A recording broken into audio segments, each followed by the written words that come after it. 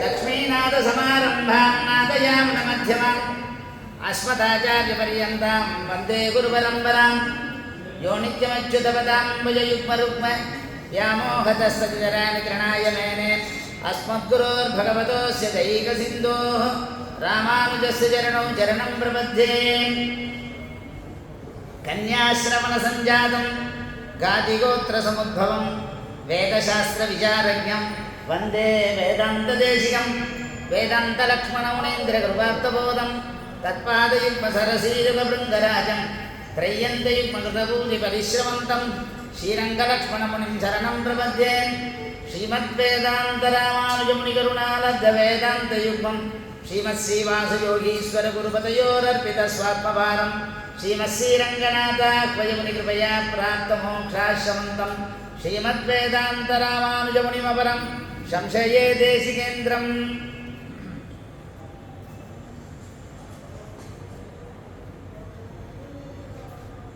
निषिद्धाद्वैत प्रचार स्थापक दुरंदरेण भगवता श्री भाष्यकारेण अधिकरण रूपेण उद्धृतान् विषयान् श्री देशिक चरणाः पद्यरूपेण अधिकरण सारावली इत्यमुं ग्रन्थम् अन्वगृह्णन्। तस्मात् अधिकरण सारावल्यां 32 ब्रह्मविद्या प्रतिपादन प्रकार निरूपणे कासाञ्चित् विद्यानां स्थालीपुलाक न्यायेन यथामति वक्तुम् उद्युक्तोऽस्मि।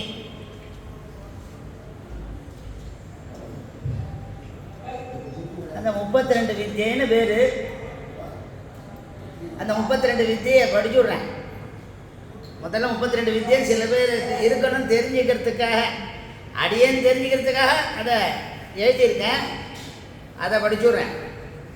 படனம் ஆவசியம்.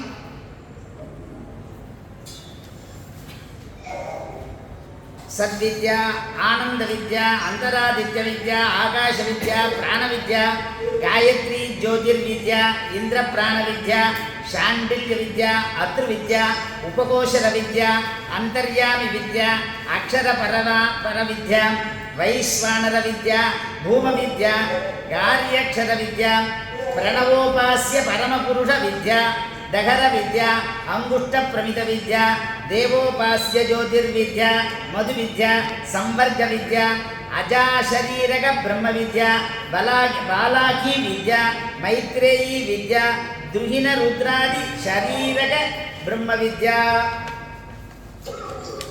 पंचाग्नि विद्या आदित्यस्थानार्ह आदित्यस्थ अहर नामक ब्रह्म विद्या पुरुष विद्या अक्षिस्थानान् नामक ब्रह्म विद्या पुरुष विद्या ईशावास्य विद्या उषस्ति कहोल विद्या व्याकृति शरीरक ब्रह्म विद्या इति 32 विद्या. இது ஏதாவது ஒரு வித்யை உபாசனம் பண்ணா அவனுக்கு மோட்சம் கிட்டும் அப்படின்னு. அதனால அதுல சுவாமி ஜெயதி யதிராஜ சூக்தின் ஜெயத முகுந்தஸ்ய பாதுகா யுகலின்னு சொன்னார். யதிராஜ சூக்தி தான் பிரதானம். ஏன்னா எத்தேதம் யதி சார்வபௌமம் அது கதிதம் வித்யாதமான்னு சொல்றார். நிர்மிஷ்டம் யதி சார்வபௌம வச்சசாம் ஆவருத்திவிரி யௌவனம்னு சொன்னார். அந்த மாதிரி பூர்வாச்சாரிய கிரந்த நிரீட்சண வைகல்யே நமக்கு பரம பிராப்தியம் என்று சுவாமி இருந்தவர். அந்த சுவாமி பாஷ்யக்காரர் அருளி செய்த அந்த கிரந்தம் ஸ்ரீபாஷ்ய கிரந்தம். அந்த கிரந்தத்தை நமக்கு பத்திய ரூபமாக ஓஜஸ் சமாச பூயத்வம் ஏதத் கத்தியஸ்ய தீவிதம்னு அது சமஸ்தபதமாக அவர் நிறைய கத்தியபரமாக கிரந்தம் பண்ணிட்டார். அதனால் கொஞ்சம் செய்யுள் பகுதியாக இருந்தால் கொஞ்சம் சிரமம் இல்லாத புரிஞ்சிக்க முடியும் அப்படின்னு சொல்லி ஸ்லோகத்வமாக தான் அந்த ஸ்லோகமாக இருந்தாக்கா அதில் சித்தத்விகம், சாத்தியத்விகம், காண்ட சங்கதி, அத்தியாய சங்கதி, த்விகசங்கதி இதெல்லாம் அதில் ஸ்பஷ்டமாக சுவாமி தேசிகன் அதிகரண சாராவளியிலே சொல்கிறார். அப்படி சொல்லி உபோத்காதமாக சொல்லிட்டு அப்புறம் ஒவ்வொரு அதிகரணத்திலையும் ஒவ்வொரு வித்தியை சொல்லி ஒவ்வொரு 4 ஸ்லோகம், 2 ஸ்லோகம், 3 ஸ்லோகம், 1 ஸ்லோகம் இப்படி அதனுடைய வித்தியினுடைய பிராசஸ்தியத்தை, பெருமையை பேசுகிறார். அதில் சத்வித்யான்ற ஒரு பிரகரணம், அது ஈக்ஷத் அதிகரணத்தில் சொல்கிற. முதல்ல உபோத்காதத்தில் இந்த கிரந்தம் ஒவ்வொரு அத்தியாய விசாரம், அவிரோதாத்தியாய, சமன்வயாத்தியாய, அவிரோதாத்தியாய, சாதனாத்தியாய, பலாத்தியாயம்னு இந்த விஷயங்களை உபோத்காதத்தில் சொல்லிட்டு அதுக்கு மேலே ஒவ்வொரு வித்தியினுடைய பெருமையும் அதனுடைய பிராசஸ்தியங்கள், எதுக்காக அந்த வித்தியை சொல்ல வேண்டிய பிரமேயம் என்ன, அதெல்லாம் விவரணம் செய்கிறார் சுவாமி. நடுவில் சம்ஸ்கிருதம் சொன்ன, இது சம்ஸ்கிருதம் தெரியாதனால இல்லை, சில இங்கே தெரியாதவாலும் இருக்கா, அவளுக்கு புரியணுன்றதுக்காக அந்த தமிழும் சொன்னது.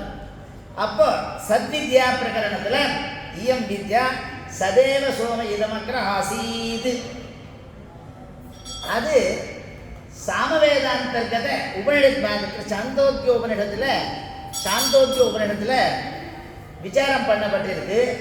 அது எப்படின்னா பிரதமாத்தியாய பிரதம பாதத்தில் சுவாமி இந்த ஈக்ஷத் அதிகரணத்தில் கௌனேக்ஷா சாகச்சரியாத் இந்த ஸ்லோகத்தினாலையும் ஞாதே ஏகத்திர சர்வம் விதிதமிதி இந்த ஸ்லோகத்தினாலையும் ஆதேசாத்மஸ்வசப்தைஹி அனிதரசரணைஹி இது இத்தியாதயः ஸ்லோகரூபேண விவரணம் கிரியதே வேதாந்த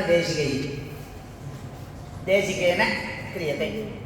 அப்படி ஒவ்வொன்றும் அந்த சுவாமின்ற மாத்திரம் வக்திரு வைலட்சண்யம், பிரபந்த வைலட்சண்யம், விஷய வைலட்சண்யம்னு பேர் 3 இருக்கும். அது எந்த கிரந்தமாக இருந்தாலும் இந்த 3 வைலட்சண்யம் நமக்கு ஸ்ரோத்ரு வைலட்சண்யம் வேணும், அதுதான் இல்லாத போகிறது. ஏன்னா அவர் எந்த கிரந்தம், எத்தனை கிரந்தம், ஸ்தோத்திர கிரந்தம், காவிய கிரந்தம், வாத கிரந்தம், சம்பிரதாய கிரந்தம், சாஸ்திர கிரந்தம் பண்ணினார்னு சொல்கிறது கடினம். சொல்கிறவா கடினம் இருக்கலாம், மேபி கணயா மாச பார்வதின்னு கணனை பண்ணலாம், சங்கிய பண்ணிடலாம். ஆகையினால அந்த வித்தியை பிரதானம் முக்கியம். அப்படி ஒவ்வொரு கிரந்தத்திலையும் அது முத்திரித்தமாக இருக்கும். சுவாமியினுடைய கிரந்தங்கள் பாஷா அதனுடைய பெருமை. ஏன்னா காலக்ஷேபா க்ஷமத்வாதுன்ற அந்த காலக்ஷேபம் பண்ணி அந்த தத்கத சாஸ்திர மர்மம் புஸ்தகம் இருக்குன்னு வாசிடலாம், அது மர்மம் தெரியாது. அந்த தத்கத சாஸ்திர மர்ம ஞானமானது ஆச்சாரியோபதேசம் மூலமாக தான் வருமோ தவிர்த்து புஸ்தகம் இருக்குது ஸ்வமேதையா பகுதா ஸ்ருதேனன்ற மாதிரி தன்னுடைய மேதையினாலே தெரிஞ்சு கொள்ள முடியாது. அப்போ பல வழியில் மாட்டிப்போம். நம்ம நைகாத்வானம் கச்சேத்துன்னு சொல்லியிருக்கு. நம்ம வழியில் போனோமா, பெரியவர் வழியில் போனோமானா நமக்கு பெருமையோடு இருப்போம். நம் வழியில் போனோமானா நன்மை நல்காது, கஷ்டப்படுவோம். அதனால தான் அதுக்கு தான் பெரியோர் படமா எந்த உபதேச பரம்பரையாக அந்த ஞானத்தை, வேதாந்த ஞானத்தை, எந்த ஞானம், அதனால தான் சுவாமி சொல்கிறார் ரகசிய திரைசாரத்தில் பரமத பங்கத்திலையும் அந்த ரகசிய திரைசாரத்திலையும் சொல்கிறார், வித்யாச்சோரோ குரு துரோகி வேதேஸ்வர விதூடகாக தயேவ பகுபாப்மானः சத்யோதந்தியா இது ஸ்ருதின்றார். அதனால் எப்பவும் வித்தியானது உச்சாரண அனுச்சாரண விஷயமாக இருக்கணுமோ தவிர்த்து தாம் தோன்றித்தனமாக வித்தியை கிரகிக்கக்கூடாது அப்படின்னு சாஸ்திரம். அதனால் அதில் சுவாமி நமக்கு பட்டியலிட்டு ஒவ்வொரு தமிழ் கிரந்தம் மூலமாகவும் சம்ஸ்கிருத கிரந்தம் மூலமாகவும் நமக்கு தெரிவிக்கிற அப்படி ஒரு பெருமை வாய்ந்த இந்த அதிகரண சாராவளி கிரந்தத்திலே இந்த சத்வித்யா பிரகரணத்திலே ஈக்ஷத் அதிகரணத்திலே சுவாமி சாதித்த பாஷ்யகாரர் சாதித்த வழியிலே தான் சென்று அதை எல்லாரும் அதை இன்புற வேண்டும், எல்லாரும் அதல் ஞானத்தை அவ்வாறு ஞானத்தை தெரிந்து கொள்ள வேண்டும் என்பதற்காக இந்த விசாரமானது பிரதமாத்தியாயே பிரதம பாதத்திலே சத்வித்தியை நமக்கு அளித்தார்.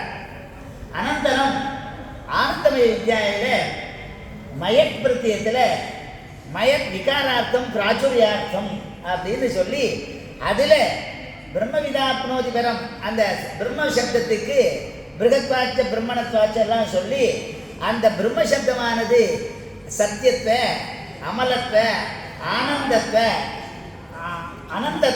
ஆனந்தத்தை இதெல்லாம் சொல்றது அப்படின்னு சொல்லி இது பிராச்சுரியார்த்தத்தை தான் எடுக்கணும், விகாரார்த்தத்தை எடுக்கக்கூடாது அப்படின்ற தன்மையை நமக்கு ஸ்லோக ரூபமாக நமக்கு தெரிவிக்கிறார் இயம் வித்யா. இது தைத்திரிய சம்ஹிதையில் சொல்லியிருக்கு. அது தித்தரிய பற்றி அதெல்லாம் இங்கே சொல்ற வேண்டிய பிரமேயம் இல்லை, அந்த பிரமேயம் வேற. அதனால் அப்போ முக்கியேக்ஷா யத்யதீட்சா திருஷ்டபூர்வம் விகாரே மைது இது ஆத்மா தஸ்யைவ ஏவ. இது ஒவ்வொரு ஸ்லோகம் சொல்லுன்னா எனக்கு அனுக்கிரக பாஷம் தான். ஒரு ஸ்லோகம் விவரணமே 1 மணி நேரம் ஆயிடும். எனக்கு சொல்ல தெரியாது அப்படின்னு இருந்தாலும் அதை பற்றி எனக்கு ஆட்சேபம் கிடையாது. ஆனாலும் ஒரு அனுக்கிரக பாஷணன்றதுனால ஒரு ஸ்தானிய புலாக நியாயன ஒரு 2-3 வித்தியை சொல்லிட்டு சமாபனம் பண்ணிக்கிறேன். ஏன்னா அவகாசம் அந்தர்தானமாக இருக்கு. ஆகையினால அதனால ஆனந்தமய வித்தியிலே ஆத்மா தஸ்யைவ ஏவ இந்த இத்யோதிதம் நிர்தேக அஸ்மின் நிரம்சே நஹி பவதி இத்தியாதய ஸ்லோகேன 4 ஸ்லோகேன ஆனந்தமயாதிகரணே ஸ்பஷ்டீக்ரியதே ஏதே ஆச்சாரியன். அந்தராதித்ய வித்யா அந்தர்தர்மோபதேசாத் சூத்திரம். ஆனந்தமயோ அபியாசாத் ஈக்ஷதேர் நா சப்தாத். அந்த இடத்துல ஒவ்வொரு சப்தத்துக்கும் அர்த்தத்தை சொல்லி கடைசியில் அதிகரண சங்கிரகமும் சொல்லி சங்கிரகார்த்தத்தையும் சொல்லி இப்படி ஒரு அதிகரண சாராவளியிலே நமக்கு தெளிவாக சுவாமி அனுகிரகித்தார்னா அதை வாசித்து வழிபட்டு அவனை தோத்திரம் செய்வதே நம்முடைய கடமை என்று சொல்லி முடித்துக் கொள்கிறேன். கவிதார்க்க சிம்மாய கல்யாண குணசாலினே ஸ்ரீமதே வெங்கடேசாய வேதாந்த குரவே நமஹ.